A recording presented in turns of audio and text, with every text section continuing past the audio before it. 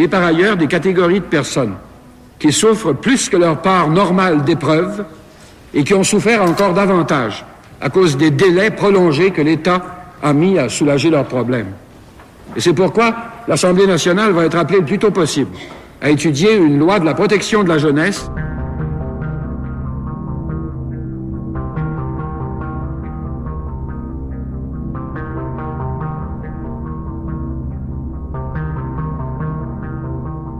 Cette politique en ligne droite, elle est centrée sur les besoins de la famille de chez nous. Pensez-y! Moi, je me suis retrouvé en institution et on nous parquait dans des crèches. De sorte qu'à 12 ans, je lavais des vieillards, je lavais des lits, je lavais des planchers, des dortoirs. C'était ça ma job. La société veut pas comprendre, la justice veut pas comprendre, la justice veut pas nous aider, il y a personne qui veut nous aider. En 92, j'avais 12 ans, j'ai fait 27 places en famille d'accueil et en centre d'accueil. Si gouvernement de mon cul. Même pas capable de faire des hosties de loi en conséquence. Quand c'est la DPJ qui te remet chez un père pédophile, là, c'est pas bien intelligent. Là. Nous sommes 1 million d'enfants et d'adolescents au Québec. Nous n'avons pas le droit de vote, mais les politiciens se servent de nous pour faire de belles images. Vous êtes des parents responsables? Bravo. Mais juste l'an dernier, il y a eu 25 000 signalements retenus. De ce nombre, 14 000 enfants négligés, 3 000 enfants battus, 2 000 enfants abusés sexuellement. Sans compter ceux qui souffrent en silence.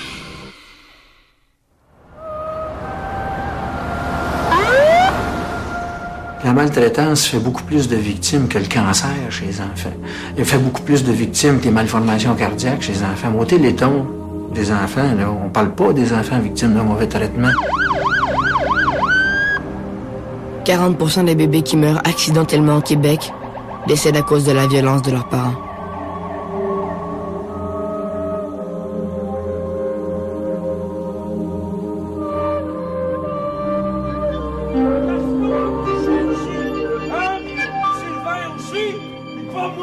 C'est le mal dans le monde avec un M majuscule que l'enfance en détresse, que l'enfance dans sa vulnérabilité, que l'enfance battue, que l'enfance non soignée.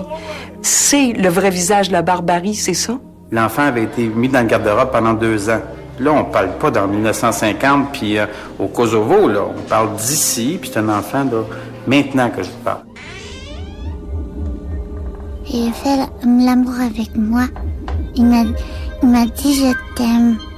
Il m'a dit je t'aime. Il m'a liché la minoune. Je veux la faire de dos, mais il m'a réveillée.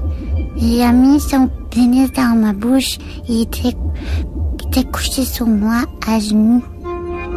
On a vu des petits-enfants qui avaient du sperme dans la gorge à 3 mois parce que l'abuseur profitait de la capacité de succion de ce bébé-là. Un bâton ou une barre d'affaires, une pelle ou n'importe quoi qui traîne, je vais manger des coups avec ça, puis j'ai pas le droit de broncher, pas un son. Mon père, lui, il abusait de nous autres quand il revenait de travailler. Ma mère, elle, puis son frère, le sport préféré, c'était de revirer la basinette à l'envers pendant que nous autres, on était en dessous. Pendant ce temps-là, ma mère, elle sortait la nuit. À chaque fois qu'il en disputait un, c'était à sa droite, parce qu'il est droitier. Là, il pognait les cheveux, ça, puis il me la pétait dans l'assiette. Ici, là, je suis fendu, ici. Une place, ça, tu sais. Ça, sur le côté, des plaies, j'en ai partout. Son père l'attachait au cou, décrochait le chien et attachait son fils au cou comme un chien, puis le mettait après la cabane du chien. Cet enfant-là avait été martyrisé. Un moment donné, je suis arrivée à l'école, j'avais des marques dans le cou. Là, puis ça saignait abondamment. Mon père, là, il était assis dans son sofa, puis il se badigeonnait les parties, là, puis il fallait du touchage, puis de mettre sa bouche aux parties intimes. On voit pas d'avenir. On pense qu'on est vraiment seul à vivre ça. Alors qu'il y en a un paquet. C'est fou.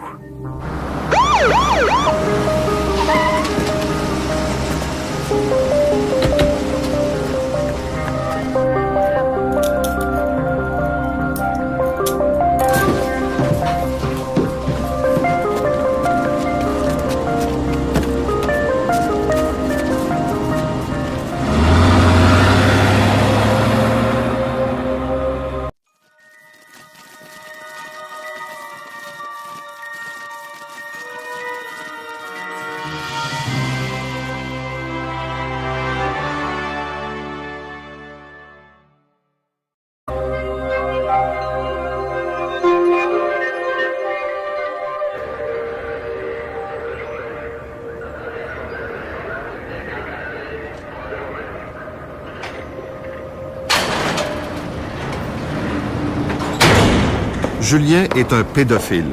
Pendant 2 ans, il a agressé sexuellement 5 petits garçons âgés entre 5 et 10 ans, dont son propre fils. En plus des abus, Julien participait à des forums de pédophiles sur Internet. Il a pris des photos de ses victimes pour les distribuer à ses amis afin d'alimenter leurs fantasmes. Il est aujourd'hui détenu à la prison de la Macasa pour suivre une thérapie. Julien a écopé d'une peine de 5 ans de prison. J'aimais ça les regarder, être proche des enfants. J'ai fait du bénévolat avec des jeunes, du soccer, l'animation des centres de loisirs ou du scoutisme. Il arrive des événements d'agression, là. J'y pensais pas toujours, c'était pas tout le temps, mais ça a augmenté de plus en plus, là, au moment donné. Jusqu'à temps que là, quand Internet est arrivé, là, ça a fait boum. Quand tu rencontres d'autres pédophiles sur Internet, tu dis, lui, il dit qu'il avait eu une relation avec un jeune de 12 ans, puis qu'il avait fait ci et ça. Tu te dis, ouais, ben, je suis capable de le faire moi aussi, peut-être. J'avais mon fils qui était avec moi à la maison. Ça a commencé tranquillement comme ça. J'ai pris des photos de lui dans le bain, après le bain. Il se voyait tout de suite sur l'appareil photo, il trouvait ça drôle. J'en ai pris plus, puis avant ça, c'est couche-toi, ils vont prendre des photos sur le ventre, sur le dos. Puis ça commence comme ça. Là, tu envoies ça sur Internet, tu dis, ah, mais là, on voit pas beaucoup son pénis sur la photo, prends-en une plus proche, puis là, l'autre te demande ça, moi, je le faisais. Commencer par le bain, les attouchements, masturbation, revenir en érection, prendre des photos de ça. Quand il y a un ami qui venait à la maison, ben, il faut qu'ils prenaient leur bain, moi, je prenais des photos les deux ensemble. Ça a toujours été à peu près toujours la même chose. Attouchement, caresse, fellation. À l'occasion, mais ça, pas souvent. Lui, il n'aimait pas ça. Les fellations, il n'aimait pas ça. Ça fait qu'après 2-3 fois, j'ai arrêté. Alors, je ne l'ai jamais forcé à continuer. Sans caresser, ça ne le dérangeait pas. Il me disait que ça ne le dérangeait pas. On va avoir l'impression d'amener le consentement de l'enfant. Une notion très biaisée, mais d'avoir cette impression-là que l'enfant est d'accord, qu'il aime ça, que ça va être, que c'est pas désagréable, puis qu'il recherche ça. Puis il va chercher ça, puis ça va comme le renforcer, puis ça va être important pour lui. Lui, il avait pas vu ça mal, là, supposément. C'était pas mal. C'est parce qu'il nous aimait, puis je comprends pas, là, mais... Moi, j'étais petite, mais par après, j'ai été consciente. Papa voulait jouer à la chatouille. Il me chatouillait avec son pénis. Il brasse partout. Il m'a dit qu'il me donnerait 25 sous. C'est très important le contrôle de l'autre chez quelqu'un qui est capable d'abuser de l'autre. Si vous êtes capable d'être assez intrusif pour rentrer dans une petite fille, vous êtes capable, généralement, si vous avez les compétences et les connaissances de contrôler n'importe qui. Il s'en rendait compte d'eux autres même que c'était pas bien. Il disait, c'est vrai, si on en parle, papa va aller en prison. Il savait que c'était pas bien l'enfant, mais il savait aussi qu'il devait pas parler à cause de ça. Mais c'était pas des menaces, là, parlant pas. Des fois, c'est mon fils qui disait à ses amis de pas en parler. Parce que lui, il avait peur aussi de me perdre, je pense. C'est un des drames de l'abus, c'est qu'un enfant tout jeune se ramasse à porter un fardeau comme ça. C'est sur ses épaules que se maintient le statu quo dans la famille. C'est sur ses épaules que se maintient le relatif bonheur de maman. Parce que si tu parles, c'est sûr qu'elle ne trouvera pas ça drôle. Puis ça va être le drame, puis ça va être le drame pour les frères, ça va être le drame pour les sœurs, puis ils vont tous se retourner, mais si tu ne l'avais pas dit...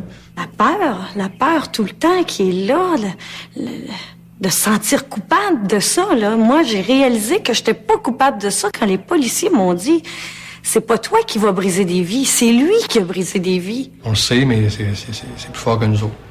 On n'est pas capable d'arrêter. Un peu comme je me sentirais alcoolique devant une bouteille, là, puis que le verre est là, c'est plus fort que toi, tu vas prendre de la bouteille, tu vas en boire. Faut que je me surveille toute ma vie. L'idée que t'enlèves les testicules et tous les problèmes sont résolus, que les gens peuvent plus avoir d'érection, c'est pas exact. L'individu qui se fait castrer puis qui avait une attirance prépondérante pour les petits garçons ou pour les petites filles, une fois qu'il est castré, il est encore intéressé par les petits gars, par les petites filles. Ça, dans le mieux, ça connecte pas à quelque chose de sexuel. S'il y a un petit peu de sexualité, ce sera pas vers madame de 45 ans qui va être attirée, c'est la même chose. Puis c'est une des limites. Est-ce que ça fait que c'est pas bon du tout? Pas encore. Mais c'est pas miracle.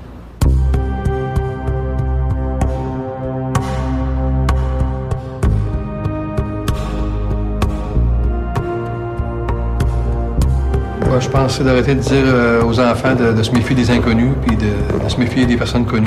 Ça peut être n'importe qui, le beau-frère, le voisin, l'ami. Alors, il n'y a pas vraiment de truc. Je pense que c'est d'être alerte, de garder les enfants proches.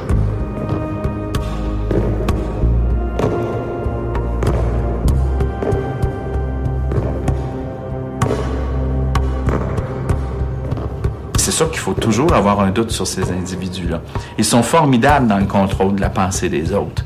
C'est des gens qui peuvent monter, on en voit, c'est des postes de pouvoir parfois aussi. C'est des gens qui sont fort importants et qui se tiennent très bien à d'autres niveaux de leur personnalité.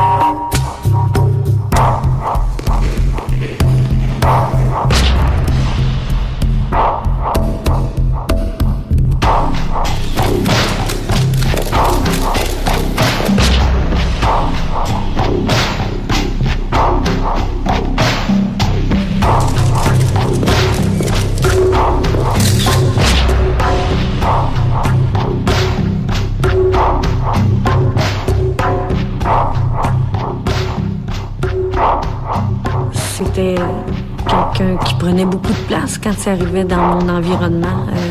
C'était Guy arrive, là, c'était Guy Cloutier. C'est toujours impressionnant de voir quelqu'un de connu. Là, on se ramène à 11 ans. Quand arrive la première agression, toi, tu te sens comment quand il pose les gestes, la première fois, dans une auto? C'est un peu comme tout arrête de tourner, là, autour. Parce qu'il y avait une émission de radio. Et je me disais dans ma tête, il doit oublier que je suis à côté de lui, là. Il y avait une émission de radio qui parlait de sexualité. Puis je me suis dit, il doit pas penser là, que je suis plus. À un moment donné, j'ai dit, est-ce qu'on pourrait changer de poste? Là, il dit, mais non, pourquoi?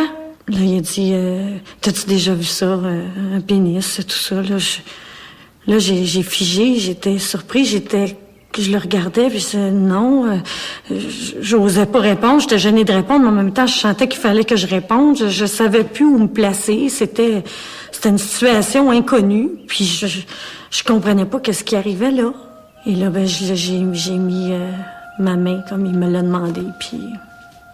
Et là, c'est là que le sentiment de culpabilité est arrivé. Il dit, qu'est-ce que t'as fait là? Comment ça, tu connais ça?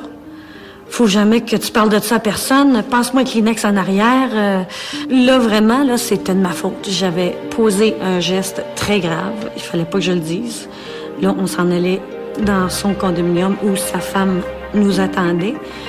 Je savais pas comment j'allais faire. Je savais pas comment je suis arrivée là, dans son condo, puis je suis allée me coucher. Puis c'était...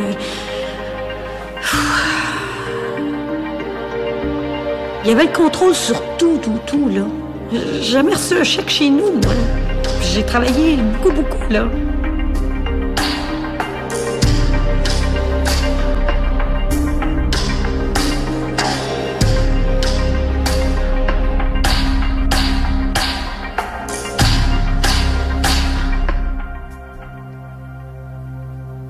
Il y a bien des gars qui m'ont demandé de te demander si t'étais en amour de ce temps-ci. Si t'avais un homme dans ta vie, en fait. Le temps va venir, là. Moi, je tu y penses sérieusement? On se trouve dans la pièce où il a fait ses aveux, que les aveux ont été enregistrés. Oui, disons que les policiers étaient ici, dans cette pièce-là, mais au sous-sol. Tu te sens comment à ce moment-là? J'ai peur. J'ai peur pour ma vie, j'ai peur. Mais en même temps, je me sens en sécurité parce que les policiers sont là. Les policiers se demandaient, ça va-tu aller? Puis j'ai dit, regardez, je suis nerveuse. J'ai toujours été nerveuse en sa présence. Ce sera pas nouveau pour lui de me voir stressée. Ça a duré combien de temps, cette discussion-là? 2 heures. avait très peur que je parle de lui, que je nomme son nom, que j'étais terrorisée par ça. Il est parti comme jamais je l'avais vu auparavant. Il était pas au-dessus de ses affaires, là. Et moi, ben, je venais d'avoir ma victoire, là. Je venais de prouver que j'étais pas une folle. Je venais de prouver aux autorités que j'étais pas une menteuse. Que tout ce que je leur avais dit était vrai. Donc, j'ai prouvé mon intégrité. Je suis allée rechercher ça. Avouez qu'il a l'air d'un agresseur. Le regard, les tatouages, l'allure. Eh bien, vous êtes dans l'erreur. Gaétan est une victime. Voici son agresseur, son père, Gilles Lacombe. Un homme de très bonne réputation. Il a écopé de 15 ans de prison puisqu'il a abusé sexuellement et physiquement de tous ses enfants. Il a commencé à les martyriser dès leurs premières années de vie. C'était invivable, c'était l'enfer à tous les jours.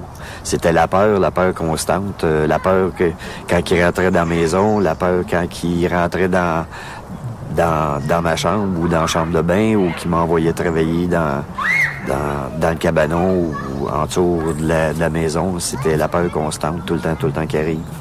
Ça a été comme ça toute ma jeunesse. J'aurais aimé avoir une enfance comme tout le monde, comme les jeunes ont en temps normal. Là. Pas ce que nous autres, on a vécu, c'est sûr. C'est perdu, ça se rattrape pas. C'est perdu. Quand mon père arrivait à travailler, là, ma mère, elle disait, lui a fait ça, lui a fait ça, lui a fait ça, elle a fait ça, puis là, il nous faisait mettre tout en ligne avec les culottes à terre. Puis là, il enlevait sa grosse ceinture de cuir, puis il nous faisait mettre la tête entre ses deux jambes, puis il nous battait tant et aussi longtemps qu'on tombait presque pas à terre. C'est moindrement qu'il y en avait un qui parlait, puis elle avoir un oncle, une tante, pour juste le dire, pour dénoncer ça, ça revenait toujours. Puis quand ça revenait, nous autres, on perdait confiance envers les adultes. Puis du fait qu'on était séquestrés jusqu'à 17 ans, 18 ans à l'âge de partir, bien, il est sûr qu'après, on n'avait plus le goût d'en parler parce que, l'histoire paraissait invraisemblable. Les gens avaient de la misère à croire ça. C'est mon père qui a bâti cette maison-là. Puis ici, il y a eu énormément de sévices. À un moment donné, on avait un petit chien auquel on s'était attaché, tous les enfants. Puis quand que lui voyait qu'on s'attachait à quelque chose, à un bien, il le détruisait. Fait que ce chien-là, il l'a pris par les deux pattes d'en arrière. En arrière, il y avait une galerie, avec un poteau de galerie, puis il a tué le chien en y frappant la tête sur le poteau. Puis il l'a tué devant nous autres. Ça, c'était ce genre de torture mentale qu'il nous imposait là, pour nous mettre à sa botte, puis qu'on soit docile. C'est ici, son frère? Oui. Ici, si vous voyez en arrière de la maison complètement, il y a un gros arbre. Si vous voyez celui qui est coupé dans le milieu de la cour, là, c'est après cet arbre-là que mon père m'attachait avec une chaîne. Moi, je me souviens que les mononcles et ma tante étaient venus voir. Ça, je me souviens très bien comme c'était hier, parce qu'il avait pris le téléphone, puis il les appelait, puis il disait « Venez voir le beau chien que je me suis acheté ». Mais le beau chien, c'était mon frère qui était attaché en arrière. Puis ils sont venus, puis ils ont tout regardé, puis ils ont tout trouvé ça bien drôle, pendant que mon frère, il était assis, écrasé, à moitié abattu, avec des bleus sur le corps.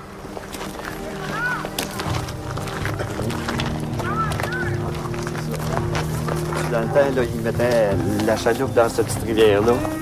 Là, ils nous emmenaient dans l'île là-bas, là. Les culottes à terre, puis là, ils sortaient le savon, puis ils nous lavaient avec l'eau du fleuve, là. Puis là, il nous savonnait bien comme il faut, puis après ça, il nous caressait ou bien il nous suçait. C'était son sport favori, ça. Juste dans l'île là-bas, là, l'autre bord de cette île-là. Là. C'est enfer, hein? C'était clair, si mon père pognait pas du temps de quoi qui était pour nous satisfaire, là, c'est lui qui... C'est moi qui étais pour le coucher. C'était un choix. C'était lui. C'était une lutte à finir. Cette fois-là, c'était une lutte à finir. C'était lui ou c'était moi. Puis moi, je m'en foutais de faire du temps pour lui. Je m'en foutais de ça parce que où est-ce qu'on était rendu, j'avais plus rien à perdre. Plus rien à perdre.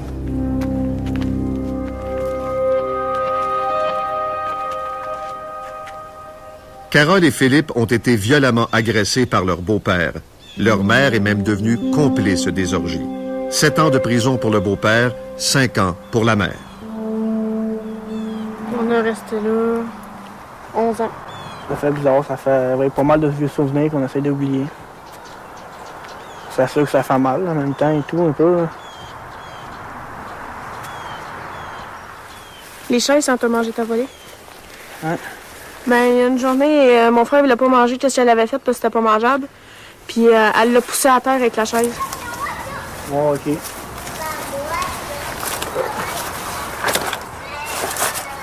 Les trocs. Les trocs. C'est tous nos jouets. Toutes nos affaires sont là. C'est pas là. Où je me suis fait le plus abuser, c'est dans ma chambre. Puis ma mère faisait semblant de dormir sur le divan. Elle disait qu'elle dormait, mais je suis sûre qu'elle dormait même pas. Puis après ça, ça a commencé avec nos amis, dans la piscine. Après ça, ça a commencé au strip poker. Lui, il nous faisait boire du vin. Puis il nous faisait prendre de la drogue. C'était tout le temps comme ça. Et qu'on était sous puis gelés. Je pense que la seule place qui m'a pas abusé dans cette cabane-là, c'est sur le balcon. On me l'a fait partout. Après ça, ça a été dans le camping aussi. Là, à ce moment-là, ma mère participait. J'aurais aimé ça comprendre. Qu'est-ce qu'on avait fait de mal pour qu'il nous fasse ça? Lui, il a été déchiré du rectum, puis moi, j'ai été déchiré du vagin, là. Moi, faire l'amour aujourd'hui, j'ai beaucoup de misère. Fait qu'il se fasse faire comme qu'il nous a fait. Puis elle avait... C'est chouette qu'il se fasse faire la même putain d'affaire, là. Il sait c'est quoi, là. Et qu'il ait osé faire ça au plus jeune. Ça, qu'il faudrait jamais que je le voie. Que je le croie jamais. Parce que sinon, c'est jeu, il va se ramasser sur pied de terre. Qu'il le fasse, qu'il me l'ait fait, je suis capable de le prendre. Fait qu'il ait touché aux autres, là, non. Ça, c'est un pardon qu'il n'aura jamais. Puis qu'il va crever le Christ, ça, je peux jurer ce matin. S'il crève pas dans le dedans, il va crever de mes propres mains, ça, je peux jurer. Mes frères et mes soeurs, pour moi, c'est mes perles. Puis il a détruit mes petites perles à moi. Ça, là, pas capable. Mais il va le regretter. Je te jure qu'il va le regretter. Si je le pogne, il va vivre le calvaire, je te jure. Il va savoir c'est quoi, lui. Ça fait écrire une volée d'aplomb. Il va savoir c'est quoi, je te jure. Que je le vois jamais.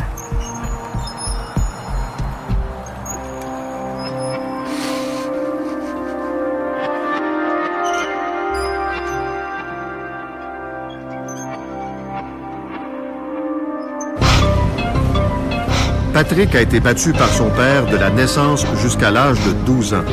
Il est aussi la victime du plus important dérapage de la DPJ. Il avait fait l'objet de 16 signalements. Il avait été vu par une cinquantaine de professionnels, des médecins et des travailleurs sociaux, avant que la DPJ se décide à mettre un terme à son calvaire. À une époque, il y avait 7 enfants dans la maison du bourreau de Beaumont. Son père a été condamné à 22 ans de prison, l'équivalent d'une condamnation pour meurtre. La justice, il va falloir qu'elle se fasse à l'intérieur. Je dis pas qu'il faut qu'il le fasse souffrir, non. Mais il faut qu'il disparaisse, c'est tout. Quand on touche à des enfants, tu devrais prendre ça tout de suite. C'est pas assez. C'est quoi?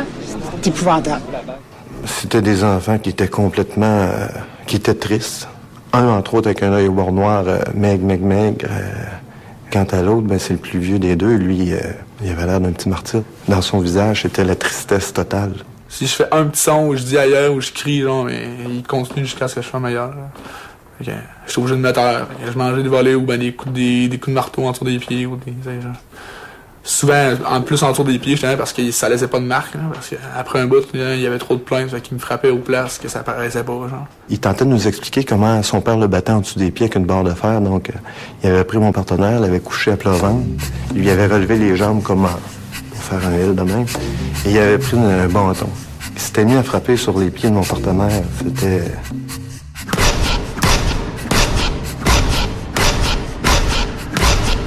Avec une violence pour un enfant de 7 ans, là, c'était... On était surpris de ça. Une agressivité dans le visage, puis il frappait, puis il frappait, puis il frappait, pour démontrer comment son père faisait. Des fois, ça pouvait durer, dans le fond, toute la journée. Des fois, il ne s'arrêtait jamais. Là. Aussitôt, il repassait à côté de moi.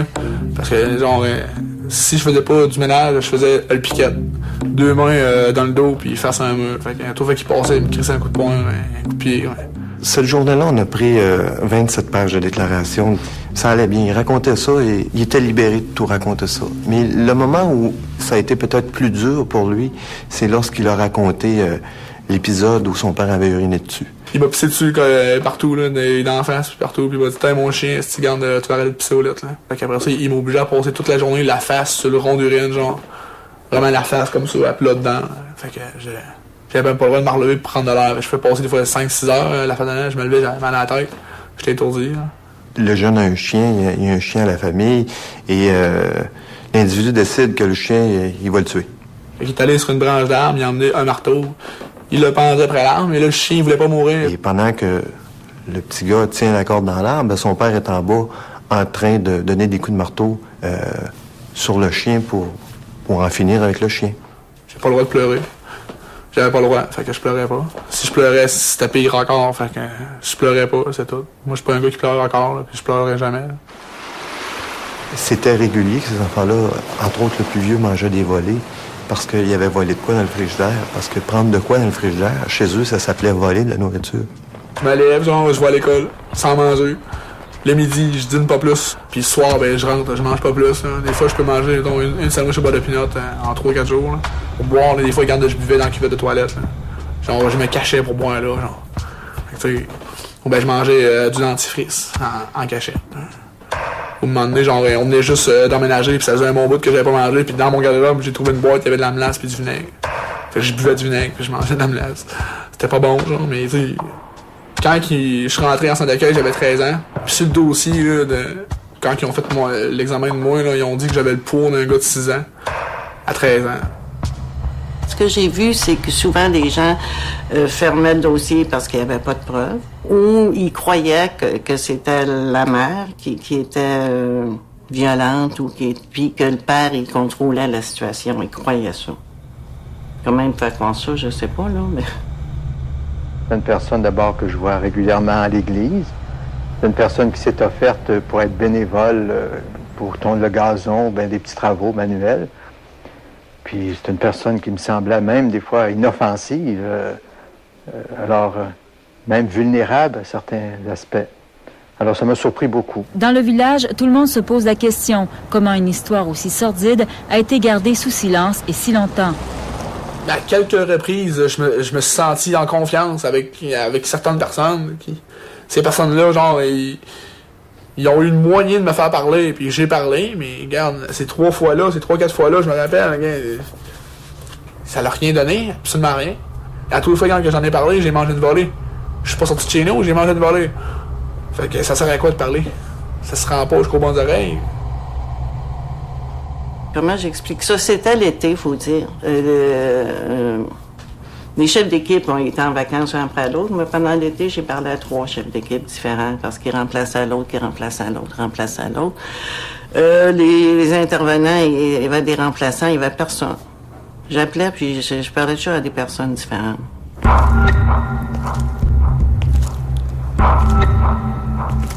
Puis voyant que ça bougeait pas, que ça avançait pas, qu'est-ce que vous avez fait? J'ai fermé mon dossier. J'ai fait, je ne peux pas faire grand-chose quand on est au CLSC, puis eux autres.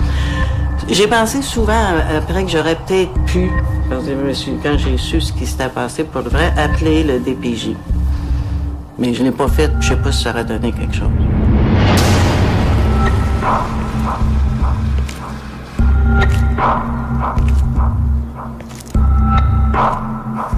Ça, c'est la vitre que ma mère, elle a changée parce qu'elle l'avait pété quand j'avais dit que mon beau-père m'abusait. Elle l'avait pété avec son poing. Sur le coup, elle était en colère. Puis le lendemain, lui, il l'a demandé en mariage. Puis elle m'a dit, pardonne-y, je l'aime. Je t'ai dit d'enlever tes enfants dans l'escalier! Maman? Ça me fait chier! Tout le monde le savait parce que ma marraine m'a parlé puis elle me dit nous on voulait t'adopter tout petite puis ta mère voulait pas. Puis il savait tout ce qui se passait, que ma mère nous battait puis tu sais il savait tout ça là qu'on était agressés puis il était là ouais mais tu sais on pouvait pas, tu sais c'était notre sœur puis on pouvait pas détruire une famille comme ça. regarde ça aujourd'hui, puis j'ai de la peine, puis j'ai de la rancœur de voir qu'il y avait autant de monde, autant d'adultes alentour de nous autres, puis qu'il n'y a personne qui a voulu lever le petit doigt, tu sais. Si je regarde, tu sais, à côté, j'ai mon oncle Fernand qui reste là, qui se pétait les bretelles, lui, avec son cash, puis qui nous voyait crever de faim, puis se faire battre par mon père, puis qui a jamais levé le petit doigt pour nous aider, qui a jamais rien fait pour nous aider. Moi, ça me révolte. Vous êtes le frère de Gilles? Oui, oui. Vous savez que votre frère est en prison? Oui, c'est ça. Saviez-vous, vous, ce qui se passait? Non, je ne savais pas. Vous saviez pas, vous? Non, je ne savais pas, monsieur. Oui? Non. Vous saviez pas ça, vous? Ben non, monsieur, je ne savais pas. Parce que ça n'aurait pas marché, pas mieux. Oui? Ah, je ne l'aurais pas laissé faire. Moi, tout ce que j'ai fait pour la famille, j'ai été bon pour eux autres. Puis eux autres, c'est pas ça qu'ils disent, là. Ils disent non. que vous le saviez. Ben, jamais. Le seul que vous avez aidé, C'est c'est pas votre frère. vrai. Puis nous autres, on était quoi? Rien que des bébés à cul. On était rien que des estis de bébés à cul. Puis toi, là, t'as laissé faire ça. Je le savais pas. Regarde, lève pas à part sur moi, t'es pas en condition. Je le là. savais pas. Moi, je te le dis. Oui, tu le savais. Non, Puis ta monsieur. femme le Non, savait, monsieur. comme les autres le C'est pas savaient. vrai. Vous êtes tous venus me voir à tour de rôle, puis vous avez tous C'est dit, pas il est vrai. beau, le chien, puis il m'avait tout C'est flatté pas de même, vrai, tabarnak. ça. C'est pas vrai. Je l'aurais pas laissé faire. C'était pareil comme mon Moi, père, vous esti, aime- dans la même Ben, crise c'est de l'air que tu ne connaisses pas ce que je suis. Pierrette, elle le savait. Toi, tu le savais. Pas vrai, pas Paul vrai, le pas savait. vrai, Tout pas le monde. vrai. Quand votre Monsieur, frère ça dit ça frappait pas ses pour enfants, quand votre frère violait ses enfants... pas, ça. Ah oui, vous l'auriez vu frapper... J'ai pas vous peur de personne. Vous n'avez pas peur de personne? Non, monsieur. Vous l'auriez vu frapper, Non. vous seriez intervenu? Oui, monsieur. Ah oui? Oui, monsieur. Pourquoi vous l'avez pas fait? Oui, mais je l'ai pas vu. Il y a des fois, c'est pourquoi? On veut pas voir. Pas vrai. Non, on non, veut pas monsieur. voir, on aime mieux pas le savoir. Je m'excuse, mais moi, je suis le gars qui aime avoir, puis le gars qui cherche à voir. Puis vous avez rien vu. Non, vous monsieur. cherchez à voir, Non, puis vous avez rien vu. monsieur, j'ai jamais rien vu. Si j'aurais vu de quoi, j'y allais vu à OK. ça. Merci, M. Lacombe. Ben, il n'y a pas de quoi, prenez-vous. Je suis bien content de vous avoir parlé pour ça. L'histoire de la famille, c'est un petit peu ça. C'est le patriarche, la famille qui cherche à protéger toujours, puis ça l'a toujours été ça. Ça a toujours été comme ça. Moi, ce que je me souviens du grand-père, c'est qu'il était aussi racoleux que le père pouvait l'être. Moi, il me recollait, en tout cas, à plusieurs reprises. Puis quand il m'embrassait, ben il sortait toujours la langue. Moi, là, il me semble là, que je mettrais une bombe site là, pour tout faire sauter. Pour tout faire disparaître ça, parce que c'est... Il y a tellement de mauvais souvenirs ici, là, c'est... Pouf.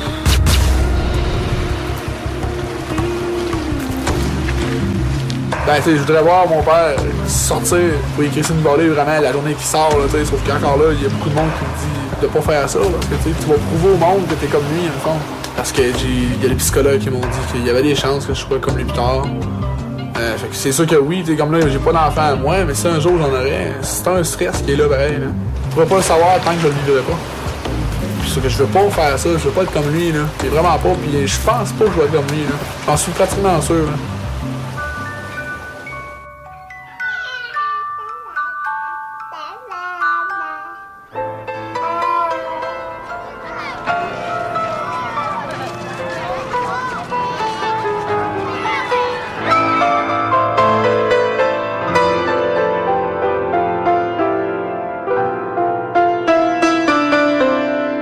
Il est certain que moi, je crois qu'il arrive des cas où il faut sortir les enfants.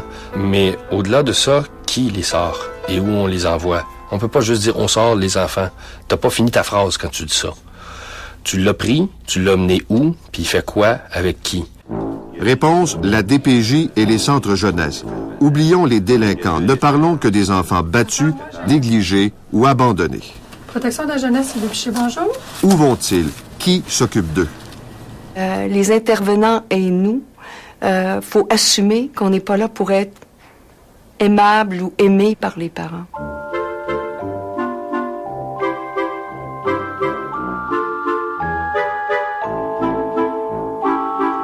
Être à la DPJ, ce n'est pas un voyage à Acapulco. Trouvez-vous que c'est trop gros comme structure? À mon point de vue, c'est un faux problème.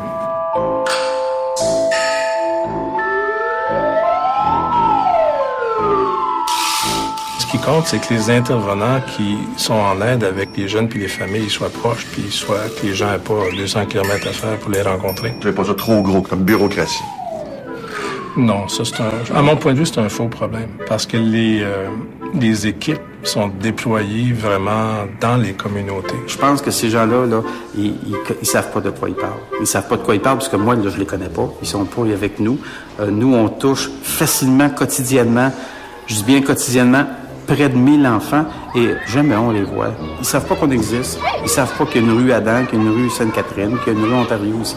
Et la DPJ, là, moi, je pense qu'ils sont dans leur tour. Comme souvent beaucoup de gens disent, ils viennent pas sur le plancher.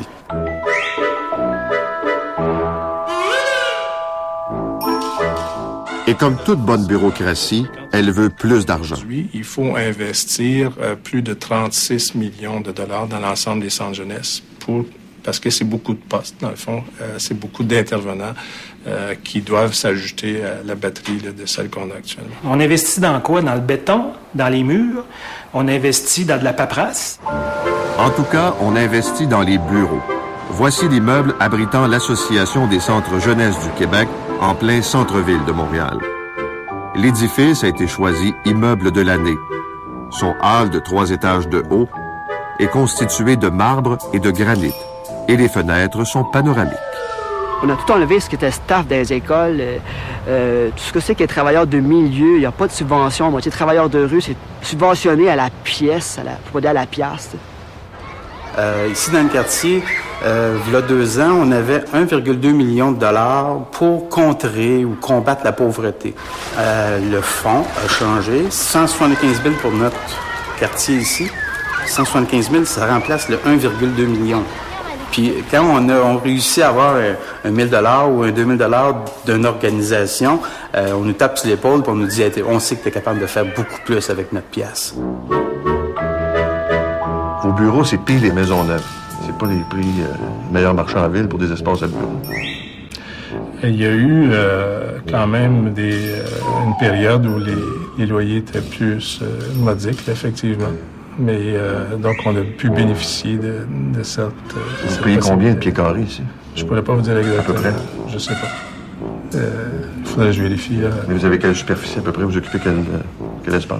Je sais pas, en termes de pieds carrés, il faudrait que je vérifie ça.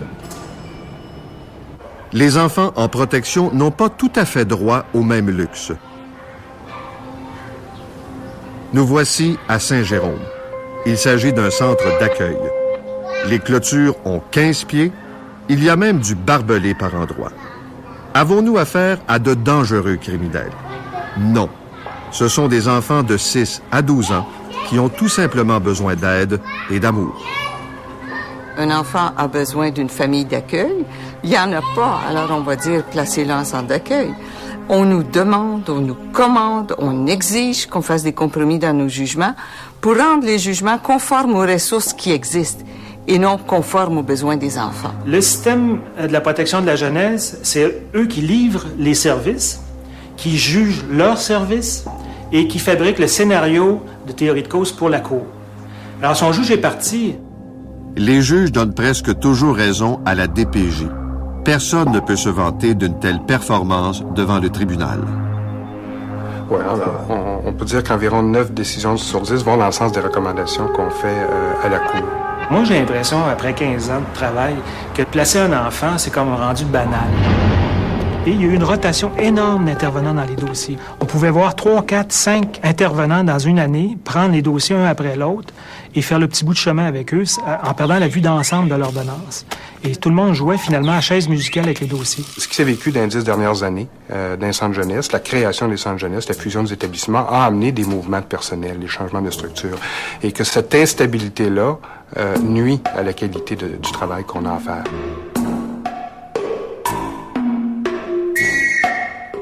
C'est que les gens des centres d'accueil ne connaissent pas leurs patients, leurs clients, leurs enfants, leurs adolescents. Ça, je l'ai vu, là, tout le temps.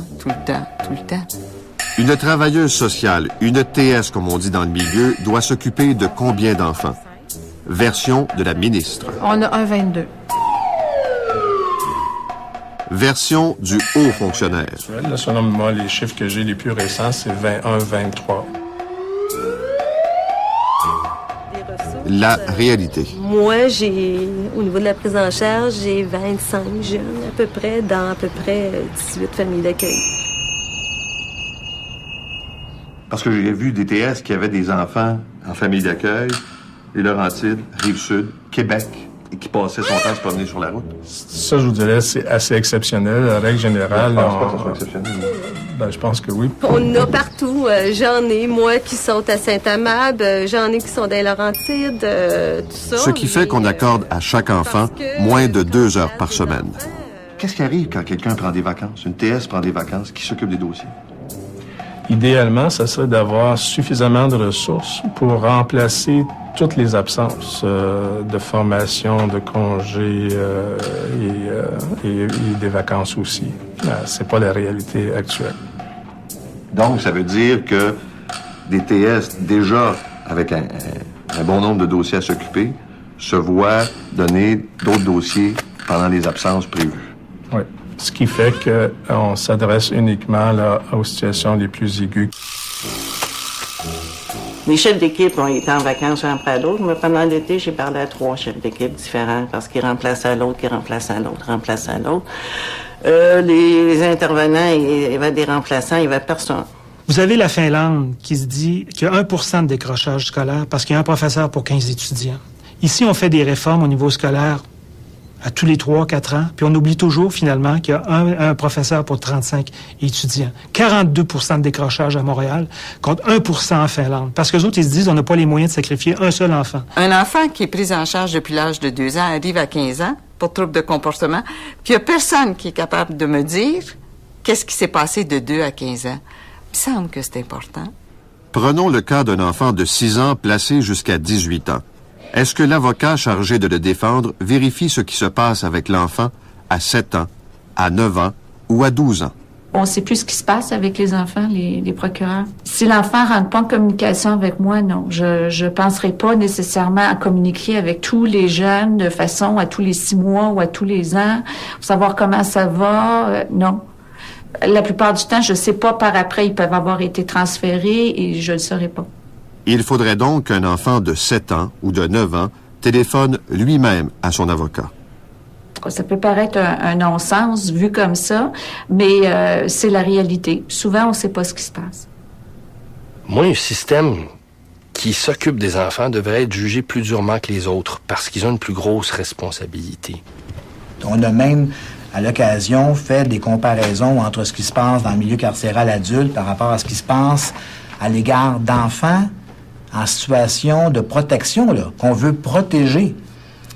Et c'était le jour et la nuit, là, dans le sens où on était beaucoup plus dur, tant au niveau de l'intervention qu'au niveau des lieux physiques chez les enfants que chez les adultes.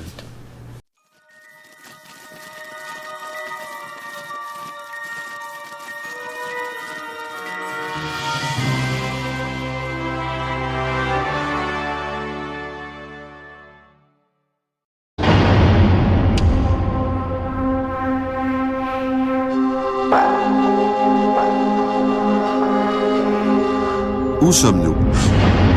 Dans un centre jeunesse ou dans un pénitencier?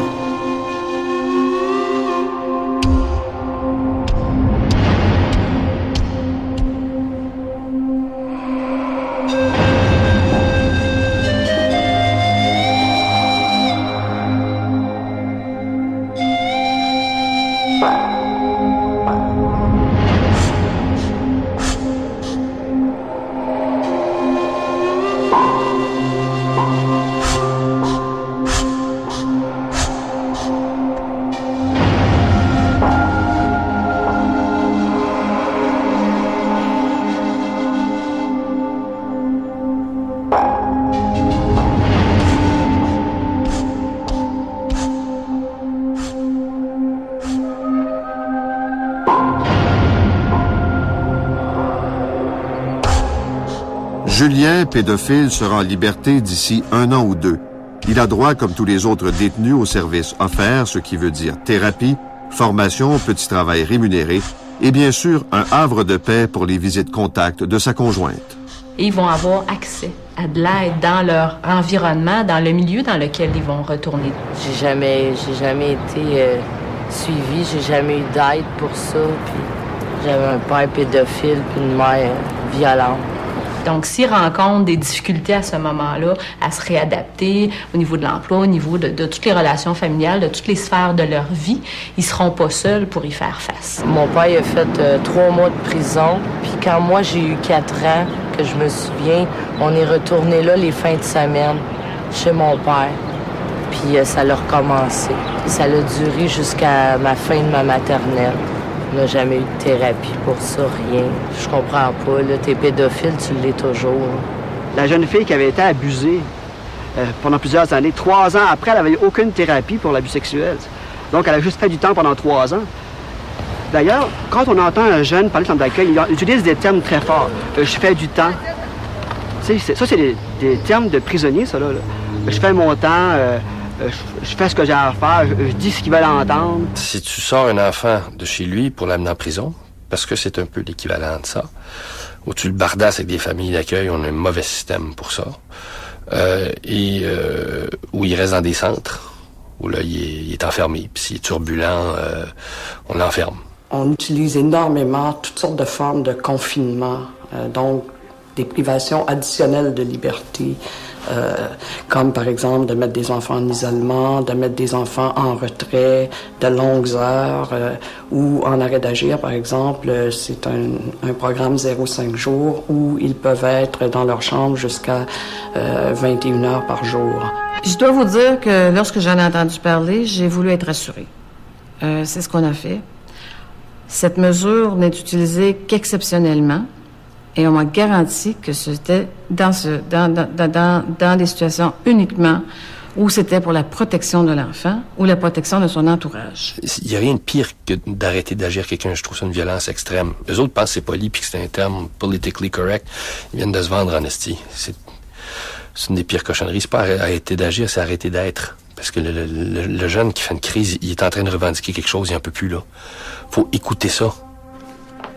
La position de la commission a été que la loi ne permet pas cette situation-là extrême où on va vraiment isoler un enfant, même si, selon cliniquement parlant, selon les intervenants, ça peut être bénéfique, la loi leur permet pas. Donc, nous, à partir de ce moment-là où on est interpellé, on va intervenir pour faire en sorte que l'enfant soit remis dans un contexte, souvent d'hébergement, mais d'hébergement où est-ce qu'on va lui offrir des services de rééducation. On ne le mettra pas dans un endroit isolé, souvent pendant des heures, et j'aimerais dire juste des heures, mais on a pu constater à plusieurs occasions, c'est que c'était pendant plusieurs jours que les enfants étaient isolés dans des salles, seuls, porte fermée, clé dans la porte. On a vu des choses abominables, où est-ce que des enfants sont demeurés dans des chambres pendant des mois, embarrés pendant des mois. On est au Québec en 2004, là, on a vu ça en 2002-2003, là, où est-ce que des éducateurs, dans un cadre d'un exercice d'un pouvoir, parce que c'est certain, ils ont un pouvoir très important, et maintenaient des enfants parce que l'enfant leur avait fait une grimace, et puis, c'est un autre 24 heures en isolement dans ce genre de situation-là. Je répète que pour moi, cette mesure-là doit demeurer exceptionnelle. Quasiment tous les jours, j'allais en salle d'isolement. Quand je réussissais pas à fuguer, je passais des 12 heures dans le trou à sacrer des coups de poing dans la porte. Moi, quand je suis rentré au Mont-Dieu-Ville, j'ai commencé, je dirais qu'ils n'ont pas su pourquoi j'étais là, je sais pas quoi, là, mais j'ai été traité comme un petit délinquant, comme un petit gars qui, je sais pas, il respecte pas ses parents, il fume du pot, genre, puis que tu rentres, genre, puis tu fermes ta gueule, tu fais ça. J'ose la voix un peu, salle d'isolement, tout ça. Genre, ils te mettent le bras dans le dos, ils te rentrent dans une petite salle avec du tapis, là, puis tu restes là. Si tu pioches encore, tu fesses, puis tu cries, puis tout ça, ben ils t'envoient à la petite relance. Que ça, c'est une autre salle où c'est vraiment isolé, il n'y a plus rien. C'est comme tu cries autant que tu peux, il n'y a personne qui t'entend. Moi, j'ai parlé avec les centres jeunesse. Les centres jeunesse m'ont garanti que ça se faisait sur une base exceptionnelle. On regarde les murs. On compte les lignes, les planchers, les carreaux. On regarde le plafond. C'est très long.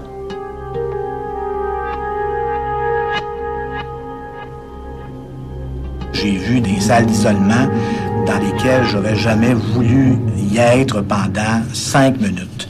Et moi, j'ai toujours dit, pour évaluer l'efficacité de ce genre de pièces-là, de mettre peut-être des adultes là-dedans, des dirigeants, des gens responsables, et des enfermer là pendant une demi-heure.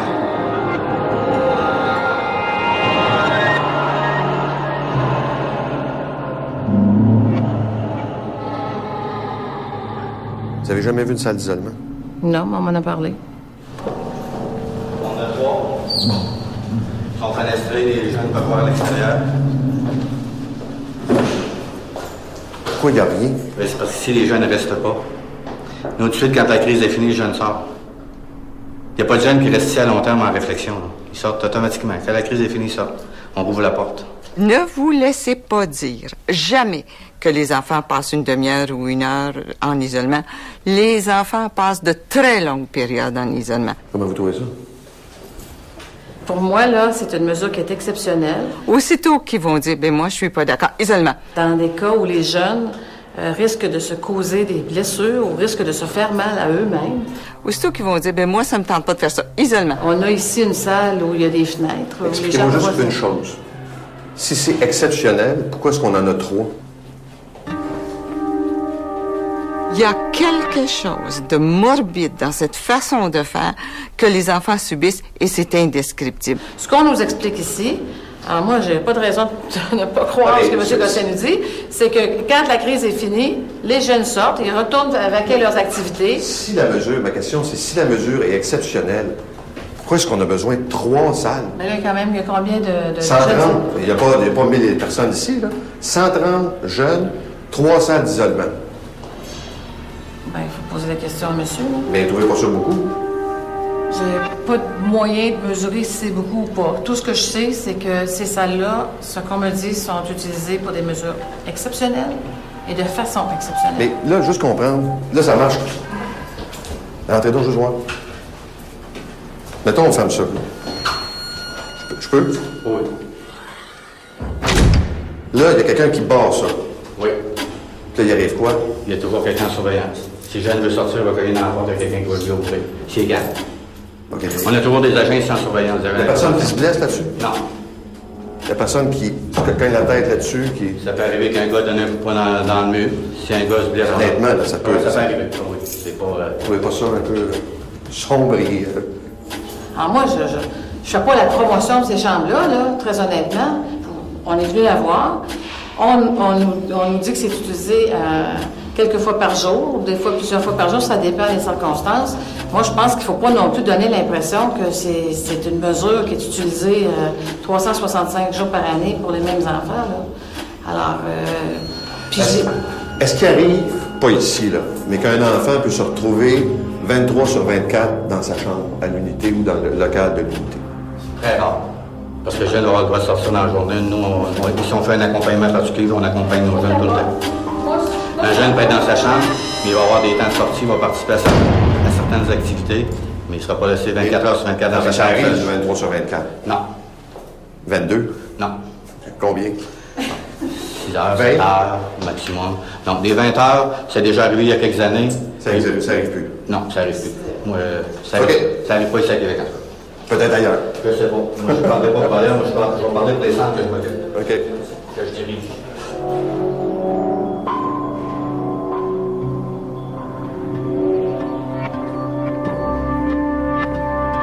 On veut fabriquer des enfants qui dérangent pas. C'est une grosse erreur. Les gens qui aident la société ont toujours été des gens qui dérangent. C'est des trésors, faut les garder. Fais attention, parce que si tu les empêches, ils vont déranger pareil, mais d'une autre façon qu'on n'aimera pas après. Alors l'idée de fabriquer des enfants sages, c'est une grosse gaffe. C'est fabriquer des enfants heureux. Comment ça fait qu'on mélange ça?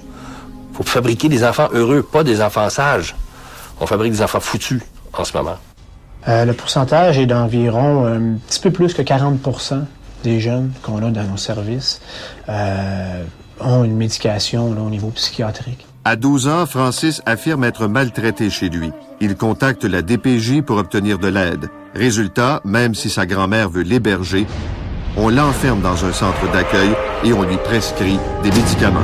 Dans ce dossier-là, ce que je trouvais aussi étonnant, c'est qu'on a donné des antidépresseurs à cet enfant-là. On l'envoie pendant l'été pour une période d'1 mois, je pense, ou de quelques semaines en milieu naturel, mais on oublie de faire suivre la prescription des antidépresseurs. Ce jeune-là a vécu une souffrance due finalement à un sevrage. Est-ce que tu te sens mieux depuis que tu n'en as plus de médicaments? Oui. Okay. On dirait que j'ai plus de facilité à me calmer. C'est toujours la grand-mère qui a toujours poussé pour que tout soit fait dans les règles. Et parce qu'elle veut un retour de l'enfant, soit chez le père ou la mère ou chez elle, elle passe pour être tannante. Ça va mieux, je trouve. Puis, je veux pas, ça m'a fait un impact. Je prenais beaucoup de poids, là. Ça fait combien? 30 livres. Okay. Ça coûte cher, des psychologues, ça coûte cher, des psychiatres. Puis bien souvent, ces gens-là auraient plus besoin de ça que n'importe quoi d'autre. Et c'est très dur à les avoir, parce que c'est des questions de budget. Alors nous, on a à gérer les risques aussi en psychiatrie avec ces jeunes-là. Et souvent, on n'a pas une formation à tout casser. Les éducateurs dans ces services-là, est-ce qu'ils reçoivent une formation régulière? Quel est leur background au niveau pratique? Est-ce qu'ils ont de la formation continue? Tout ce qui est souhaité, Mais dites-moi pas ce qui est souhaité, dites-moi ce qui est réel. Ce qui est réel, c'est que... Observez bien la stratégie pour ne pas répondre. Chaque intervenant, actuellement, doit aller dans un programme de formation continue. Même ce que le ministère reconnaît, là, il y a un document du ministère actuellement là, qui est une offre de service du programme Jeunes en difficulté, pour lequel il est souhaité qu'il y ait une formation continue. Alors, éventuellement, ça va même être plus que 16 jours, c'est-à-dire que tous les intervenants devront être en formation de façon continue, parce que l'évolution des pratiques ne cesse pas. Oui, vous me dites devront. Moi, je vous parle aujourd'hui, là, au moment où on se parle, c'est pas le cas. Que chaque intervenant a 16 jours, aujourd'hui, non, c'est pas le cas.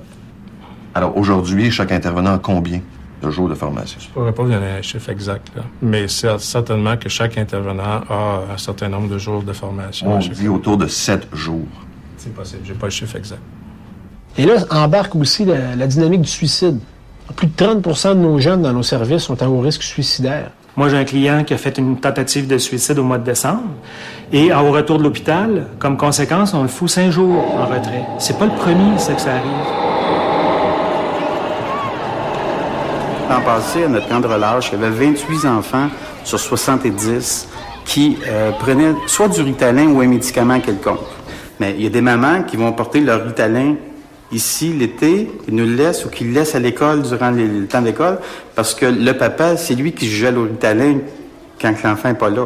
Fait qu'il faut enlever, c'est pas de papa, c'est bien plus souvent un chum, là. 90% de ce qui se vend pour une population normale dans une pharmacie est inutile. Médiquer, là, c'est comme un apport extérieur qui excite tout le monde. Alors, c'est évident que c'est la solution la plus facile pour ces enfants-là, mais c'est affreusement triste et tragique d'en être rendu comme ça dans des sociétés qui auraient pu se permettre autre chose. Pourquoi est-ce qu'on t'a placé à cet âge? La seule affaire que je pourrais dire, c'est que je sais que j'ai été fessé, j'ai été abusé physiquement, mais j'ai pas de souvenir tel quel. On m'a pas expliqué rien, c'est vraiment un signalement qu'il y a eu. Puis, je suis parti là-bas, je sais qu'ils m'ont rencontré dans un bureau, puis tout là. Dans ce qu'on appelle le système de la DPJ, là. D'abord, t'as fait combien d'endroits, là? Jusqu'en 93, je pense que j'en ai fait 8, 9. Puis après ça, mais là, c'est là que ça a commencé, là. Si tu veux le total au complet, là, 24. En ce temps. De 4 ans jusqu'à 15 ans. 33. Je peux toutes les nommer. Joliette, je les ai tout faites. 2 foyers de groupe, le centre d'accueil, NDL. J'en ai fait un, je me souviens plus de la ville, là, mais j'ai resté à Saint-Félix, j'ai resté à Sainte-Mélanie, j'ai resté à Joliette, à Montréal, j'ai resté à Repentigny, j'ai resté à l'Épiphanie, j'ai resté à Sorel, j'ai resté à Berthier. Ils te promènent, là, faut que tu changes de travail social parce que t'es plus dans la même ville. Puis aujourd'hui, comme aujourd'hui, je les ai encore dans ma vie, bien, aujourd'hui, ils te demandent la chose la plus importante aujourd'hui pour tes enfants, là, c'est la stabilité. Ça, c'est tous les rapports de psychologie, les rapports de cours, les évaluations de 30 jours. C'est le corps du dossier, là. C'est 317 pages de dossier. J'ai créé un autre genre de Bible. Ben, la Bible, c'est la DPJ. C'est vraiment le cas, là. C'est ça que j'ai créé. Hein. Je peux pas te dire pourquoi j'ai changé autant de fois de place. C'est pas moi qui ai décidé. C'est pas moi la DPJ, c'est pas moi qui ai décidé de mon sort. Je me suis jamais senti à ma place. Jamais. J'avais pas d'affaire d'être là de toute façon. Je sais pas pourquoi je me suis ramassé là. Puis j'étais pas bien dans ces familles-là. Donc, Il n'y a pas une qui a plus besoin de moi, puis j'étais pas à ma place. Et qu'est-ce qui fait qu'ils font du in and out? Très souvent, c'est justement parce qu'on veut redonner une chance aux parents. Au bout d'un an, la mère va un petit peu mieux. Fait qu'on ramène le petit. Puis on donne des services. Puis au bout de 6 mois, ça va pas. Fait qu'on retourne en famille d'accueil, mais habituellement pas la même que la première, parce que la première est plus disponible, ils ont déjà d'autres enfants. Puis d'une affaire à l'autre, d'un départ et un retour à l'autre, on finit par passer à travers plusieurs familles d'accueil. Et je suis entre sa 11 ou sa 14e famille d'accueil, parce qu'il retournait chez sa mère. Sa mère se replaçait, retournait.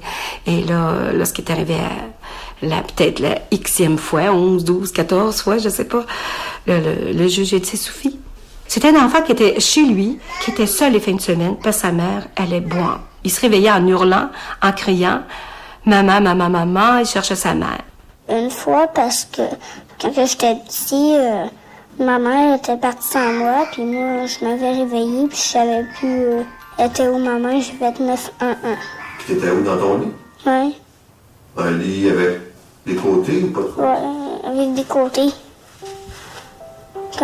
Comment j'ai fait pour sortir de là? Il y avait plein de toutous, j'ai monté sur les toutous. J'ai grimpé sur quelque chose, je m'en souviens plus, puis le téléphone était là. J'ai fait le 9-1-1. Comment tu savais qu'il fallait faire 9-1-1? Il y a juste ça que ma mère m'avait appris, de faire le 9-1-1. À chaque fois qu'il changeait de famille d'accueil, il perdait tout. Jouets, vêtements, à chaque fois. S'il y avait un objet à lui, un jouet, ça devenait sa possession, c'était à lui.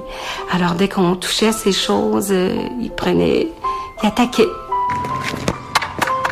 S'il a été élevé dans la méfiance, c'est-à-dire que si dès le départ, il est resté dans sa pisse, dans sa marde, on lui a pas donné à manger assez vite, si ça n'a pas été rapide, chaleureux, cette réponse-là, rapidement, l'enfant va considérer qu'il est moins bon qu'un autre, qu'il va vivre la honte et qu'il va, en fait, toujours considérer l'autre comme quelqu'un d'éventuellement méchant. Alors, on m'a présenté que c'était un enfant qui avait besoin d'une famille d'accueil pour lui, tout seul, pas d'autres enfants avec lui, parce que c'est un enfant qui mordait, qui blessait les enfants, qui faisait mal à tous les enfants. Il a bien fait de mordre. Il a bien fait de se révolter. Ces enfants-là sont en colère perpétuelle contre la famille d'accueil, contre la famille biologique ou contre toute personne qui essaie de les aider. Et c'est extrêmement difficile de revivre avec ces enfants-là de bons moments. Parce que même si vous arrivez comme éducateur, comme pédiatre ou éventuellement comme famille d'accueil, avec les meilleures intentions du monde, jusqu'à preuve du contraire, il va vous haïr et il va avoir raison de vous haïr.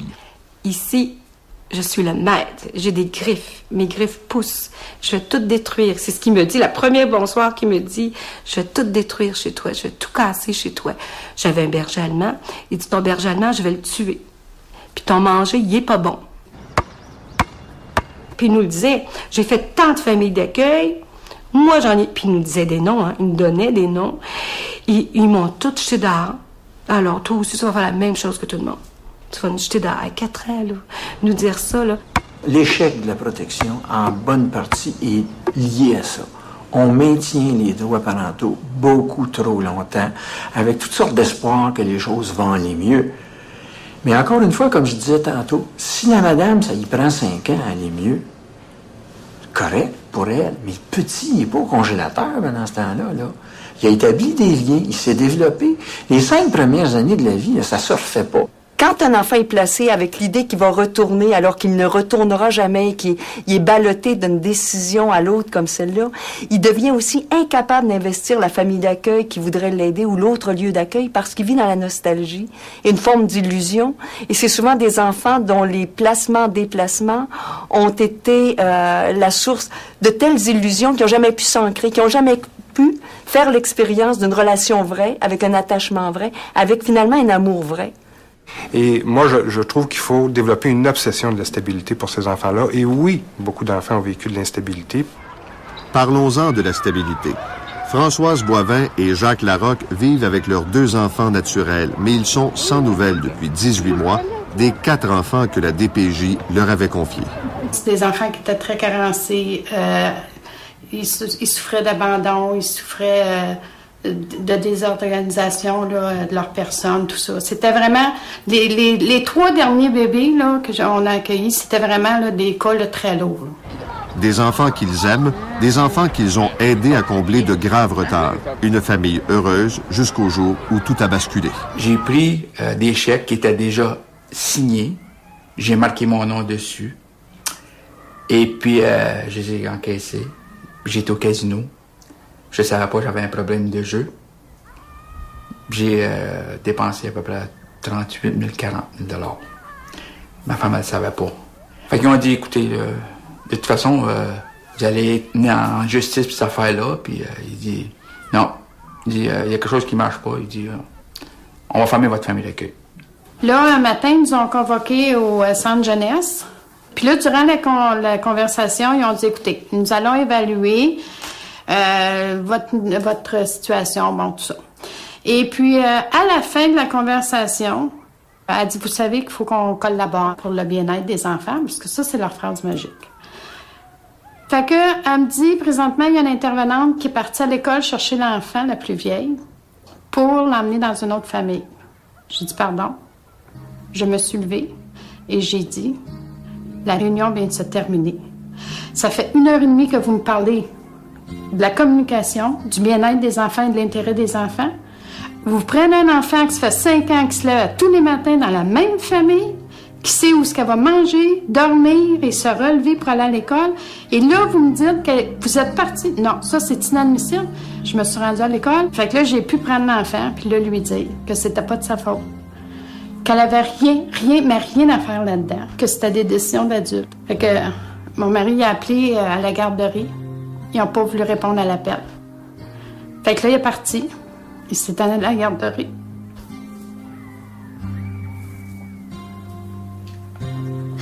Papa, maman, il dit, pleurez pas. Il dit, on va revenir. Au Québec, on n'est pas coupable au départ. Il faut que le système prouve notre culpabilité. Dans le cas des enfants, c'est un peu le système inverse. C'est on est coupable, et après, on regardera si c'est vrai, puis on réparera les pots cassés. Et là, on a demandé l'autorisation de pouvoir intervenir en tant que partie prenante au dossier. Mais là, vous comprenez que trouver un avocat, c'est impossible. Pour la raison très simple, c'est que la première question, vous êtes la mère, vous êtes le père? Non. Vous êtes qui? La famille d'accueil? Bien, il n'y en a pas question. Il n'y a pas de jurisprudence, il n'y a pas rien. Puis pourquoi vous voulez voir ces enfants-là? On est venu à bout d'avoir un avocat. Mais avant qu'on passe devant le juge, elle a dit à Françoise, elle a dit, sépare-toi de ton conjoint. J'ai dit quoi? J'ai dit, vous êtes un avocat, vous allez dire à ma femme qu'elle se sépare de moi. Mais elle dit, c'est la seule chance qu'elle a peut-être elle de les récupérer. Quand j'entends des enfants me dire, viens, fais quelque chose là, parce que les voleurs d'enfants risquent de venir me chercher, c'est parce qu'il a déjà vécu ça, c'est parce que il sent que ça n'a pas de sens, et nous, on est souvent impuissants face à l'application d'une loi comme ça dans des circonstances dramatiques. Quand on vient chercher des enfants à l'école sans avertir leurs parents, quand des étrangers se présentent et disent à un enfant, tu t'en viens avec nous, c'est pratiquement dans un régime totalitaire qu'on voit ça. OK, je vais vous dire, là, moi, là, j'ai les échographies de ces enfants-là quand ils sont dans le ventre de leur mère. J'ai tous les documents officiels de 0 à 6 ans. Je les ai toutes. Parler du carnet de santé, la carte d'assurance maladie, les carnets pour les vaccins, tout. Mais la carte d'assurance maladie aussi? Ils n'ont même pas rien demandé. Moi, je considère qu'on est leurs parents. C'est tout. On les a élevés, on les a aimés. Qu'est-ce qui peut leur parler de leur vie? Personne. Personne. Ils n'ont même pas une photo. Non, ils n'ont pas d'eux autres même. Puis de nous. Il n'y a pas d'autres photos de nous. La DPJ ne pourra pas effacer leurs 0-5 ans, ces enfants-là. Ils l'ont vécu avec nous. Ils ont vécu plein de choses. Ils ne sont pas nés la journée qu'ils ont quitté, là. Mais leur vécu, là, la DPJ a fait une coupure pareil comme ça, elle n'aurait jamais existé. C'est tous les souvenirs des enfants. Comme les Legos, leurs tables, les autos. Là, tu as la chose d'hiver, 3 skis. En arrière, tu as des meubles qui appartiennent aux enfants. Moi, je vais garder ça. Je vais garder, parce que pour moi, c'est très précieux, puis c'est leur chose à eux autres. T'as des choses que, quand ils sont venus au monde, moi, je les ai gardées. Ils sont dans là. Fait que si jamais un jour, je les revois, ils vont dire, mais, regarde, ça, c'était à toi quand tu étais petit. Fait que c'est à toi. Je te le donne. Moi, je l'ai gardé. À cette heure, c'est à toi. Si Françoise Boivin et Jacques Larocque sont d'assez bons parents pour conserver la garde de leurs 2 enfants naturels, pourquoi ne le sont-ils pas pour leurs 4 enfants d'accueil à qui ils ont donné amour et stabilité? Parmi ces enfants déplacés, 2 petits frères qui, de l'avis des psychologues, avaient besoin de vivre ensemble. L'État les a séparés. Ah oui, Jacques Larocque a fraudé, mais jamais il n'a touché à l'argent versé pour les enfants. Croyez-vous que l'État aurait kidnappé les enfants de ces individus? Pour 15 000 encyclopédies. Évalué à 100 000 $. La question qu'il faut se poser au Québec, combien d'enfants vous êtes prêts à sacrifier au niveau politique? Et dites-les donc, puis nommez-les. Mais maintenant, tu peux pas bardasser un enfant dans 10, 20, 30 foyers d'accueil, puis à 18 ans, donner un billet d'autobus, puis penser que ça va devenir un être humain. Tu viens de fabriquer quelqu'un de foutu, au départ, tranquillement. Et ça, tout le monde y a participé. À 18 ans, je me serais ramassée dans la rue. Carrément. Parce que j'avais pas beaucoup de place où aller, je savais pas où aller. J'ai eu un appartement, mais on m'avait pas montré comment faire des affaires, comment gérer le budget et tout. Fait que je me serais ramassée avec rien. J'étais en DPG depuis je suis 12 ans. Puis 17 ans et demi, j'étais crissé dehors. Je suis rentrée en centre d'accueil à l'âge de 14 ans. Je suis ressortie à 18 ans. Tu ressors de là, c'est comme quand je sors de prison, c'est la même affaire. Moi, c'est Pierre-Luc. Là, j'ai 18 ans. Puis, j'ai passé tout l'hiver dans la rue à Montréal ici. Puis là, je suis encore dans la rue. J'ai pas eu vraiment d'appartement depuis ce temps-là. Je m'appelle Josiane, j'ai 30 ans. Puis j'ai été dans les centres jeunesse de 12 ans à 18 ans. Moi, quand j'ai eu 18 ans, ça a été la porte. Tu t'en vas, puis t'as pas le choix. Ils peuvent pas te garder une journée de plus que ton anniversaire. C'est vraiment tu t'en vas. Il n'y a pas d'aide non plus là, qui se rattache à ça non plus. Là. J'ai de la misère à pouvoir reprendre une vie et dire, OK, là, je m'installe, là, puis là, j'ai mon budget, j'ai mes affaires. Ça, j'ai beaucoup de difficultés avec ça. Je sais pas vraiment où m'enligner, je sais pas comment faire. Tu sais, la vie en centre d'accueil, ils nous montrent pas comment vivre, là, quand on sort, là. Ils nous disent pas, regarde, c'est le même que ça va marcher. Je suis sorti de là, moi, du jour au lendemain, je savais comme pas vraiment comment ça marchait la vie, où c'est qu'il fallait aller pour telle affaire. Je me promène d'hôtel en hôtel, là, puis je passe un mois là. Là, m'en est haut, j'ai plus d'argent de payer à la chambre. Fait que là, je trouve l'argent durant le jour, c'est 20$ de la nuit, je vais payer une nuit par semaine, mettons. Fait que les autres journées, je suis dans les marches de bloc, je marche. Je marche en haut, je passais mes nuits chez McDonald's, assis là à boire du café.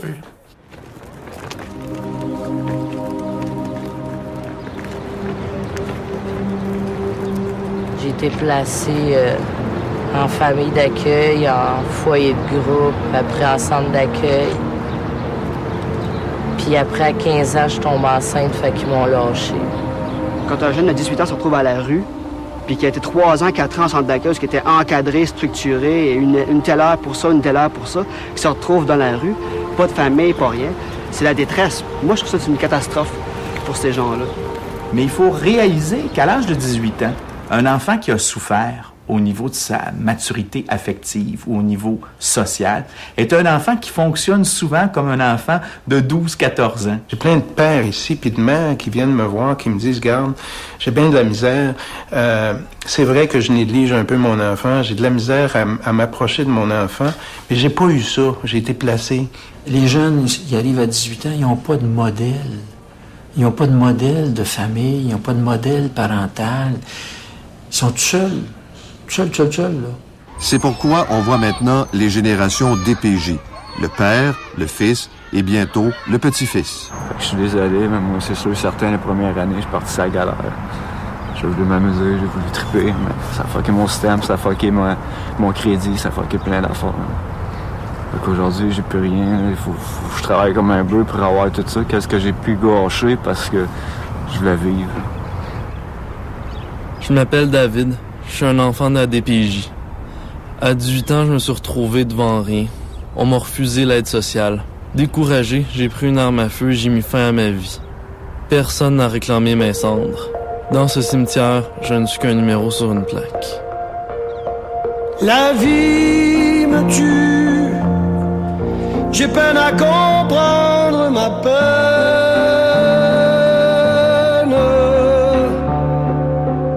Je me suis tue, il fallait crier à tue-tête. L'innocence. J'aurais aimé être appréciée sans pitié. Quand je vois mon visage, je crache de rage. En centre d'accueil, on m'accueille, mais au fond, je suis malheureuse. On dit qu'on m'aime, mais ce n'est pas la peine. Au fond, ma place sur la terre n'est pas nécessaire. Alors mieux vaut terminer ses pensées que de désespérer en silence dans la souffrance. Sombrer dans le silence. En ce moment, c'est trop inhumain comme machine. C'est trop gros et les enfants sont noyés dedans. À un moment donné, quand tu crées à l'aide, tu as besoin d'aide. Mais il n'y a pas personne qui est venu m'aider. Aujourd'hui, je fais tout par moi-même. C'est la seule affaire que je peux faire. Moi, ça m'a toujours fait rire. Le Québec fout de ses enfants. Moi, je dirais qu'il en rend fou. Le Québec rend fou un bon nombre de ses enfants. Effectivement, actuellement, puis ça, peut-être que vous avez pu le constater dans différentes démarches que vous avez pu faire, il y a de l'insatisfaction. Il y a beaucoup d'insatisfaction parce qu'on répond pas toujours très bien à la demande de service qui nous est faite. L'État a choisi de ne pas mettre en prison tous les abuseurs d'enfants, d'offrir plus de services à l'agresseur qu'à la victime, de prendre des enfants victimes et d'en faire des enfants problèmes en les ballottant d'un endroit à l'autre, en utilisant les médicaments ou l'isolement pour les neutraliser, en surchargeant des travailleurs sociaux déjà peu formés, en ne respectant pas les droits des enfants et en les jetant à la rue à 18 ans.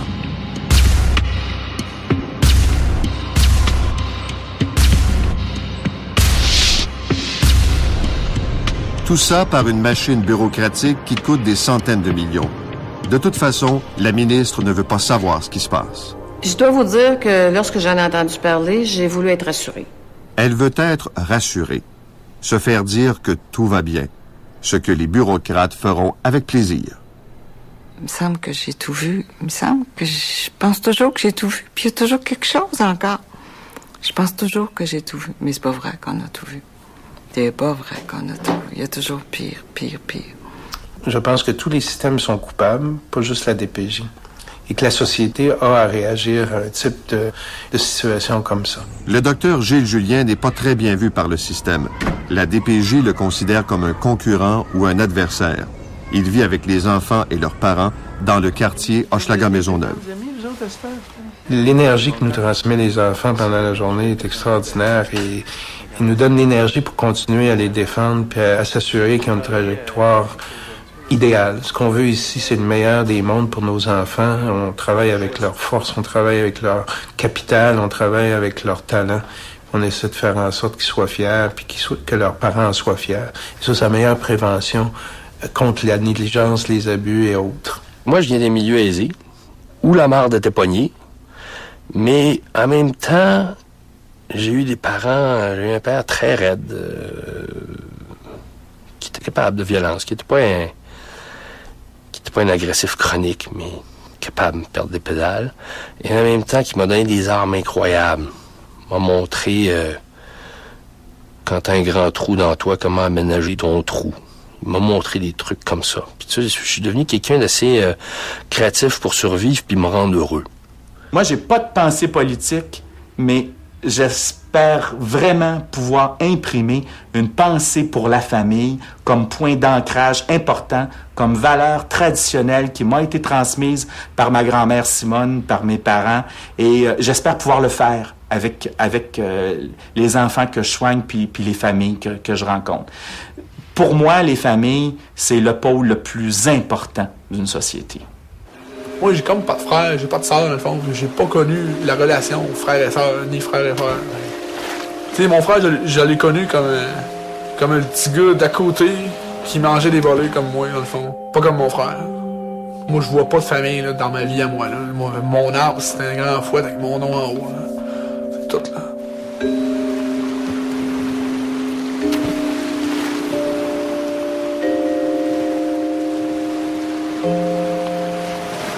Ma fille, je veux pas qu'elle passe par où j'ai passé. Je veux qu'elle ait une belle enfance. Il a volé mon enfance. On dirait que je reprends le temps perdu à travers ma fille ici. Ça me fait tellement de bien de la voir courir. Puis qu'elle ait une vie saine. Je me dis, c'est ça, c'est comme ça que des enfants devraient vivre, là. Libres et heureux. Pas de secret.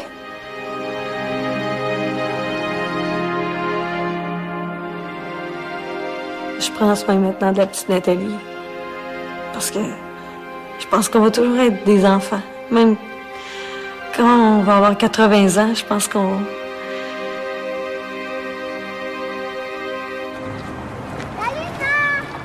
Lui, il me dit qu'il va rester ici jusqu'à 80 ans. Je dis, moi, je serai plus là. Mais lui, il veut rester, il veut pas me quitter. Je reste avec vous autres. Je vais rester ici jusqu'à 90 ans. Puis t'as quel âge? 8 ans. Donc, 90 moins 8? 90 moins 8 fait 82. 82 ans ici? Ouais.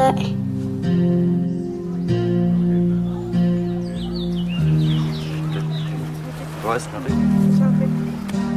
Même si on est en 2005, d'une génération à l'autre, ça se transmet. Ça se transmet pareil. Fait qu'il faut arrêter la roue. Il faut l'arrêter, la roue. Il faut dénoncer. Mais c'est pas évident à tout refaire, à rebâtir ton enfance si t'en as pas eu, là. C'est pas évident de dire, tu sais, quand quelqu'un te demande, ah, t'étais comment quand t'étais jeune? C'est pas évident de dire à quelqu'un. C'est pas évident de dire ça, mais une chose qui est sûre, c'est que le geste que vous avez posé, soit de le dénoncer. C'est comme vous avez dit, je refuse la souffrance, je suis tanné de souffrir, puis je veux plus que ça. Moi, je veux être heureux dans la vie. Dites-vous que à partir de votre génération, là, du fait que vous autres, vous avez mis la hache dans la boîte, là, puis que pour dénoncer ça, à partir de votre génération, vous autres, là, c'est une nouvelle génération, ça va sentir bon. Ouais. Il n'y aura plus de marde, là. Fini. Ouais. C'est grâce à vous autres. Si vos enfants, puis vos petits-enfants, puis les petits-enfants de vos enfants, ils vont être bien. Vous avez fait de quoi? C'est un travail héroïque que vous avez fait là. Puis félicitations. On est content de vous rencontrer. Nous aussi.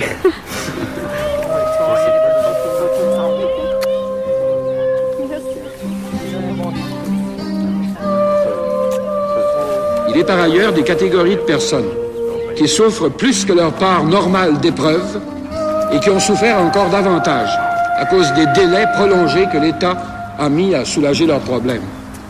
Avoir un enfant, c'est un choix. Alors, si on est prêt à avoir un enfant, c'est parce qu'on est prêt à lui offrir tout l'amour qu'on peut offrir et non des coups. Parce qu'une vie d'enfant, on en a seulement qu'une, puis ça dure pas longtemps. Peu importe ce que nos parents vont nous faire, qu'ils nous crissent en bas du pont, qu'ils nous en tapent, qu'ils nous crissent au travers des murs, qu'ils fassent n'importe quoi. Quand t'es un enfant, t'es innocent, t'as jamais rien appris de la vie, c'est sûr, certain, tu vas aimer tes parents, peu importe ce qui arrive, OK? Peu importe la misère, le malheur, qui t'agresse, qui fasse ce que tu veux, mais t'es un enfant, là. La seule affaire à quoi tu peux t'attacher dans la vie, c'est tes parents, c'est eux autres qui t'ont